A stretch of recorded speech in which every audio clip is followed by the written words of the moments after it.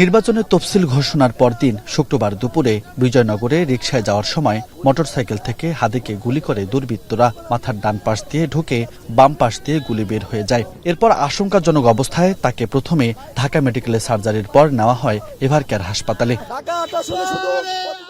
শনিবার বিকেলে এক বিবৃতিতে মেডিকেল বোর্ড জানায়, হাদির ব্রেইন মারাত্মকভাবে ক্ষতিগ্রস্ত হয়েছে।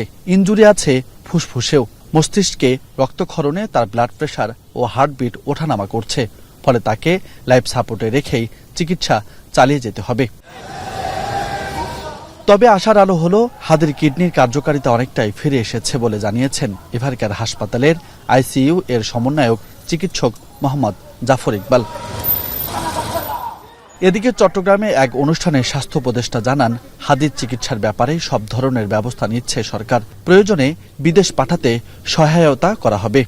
এভাবে মানুষকে মেরে ফেলবো, এইটা হইল জঘন্য রকমের অপরাধী। তো আমাদের দিক থেকে 100% তৎপরতা থাকবে অপরাধীকে ধরার জন্য। সরকার তো সহায়তা বলেছে, সরকার সহায়তা করবে বিদেশে যদি নিতে হয়। সেখানে আর ডিটেল তো কোনো কিছু আলোচনা হয় না। যখন ওনাদের যদি সহায়তার দরকার হয় তখন ওনারা বললে তখন সরকার বিবেচনা করবে।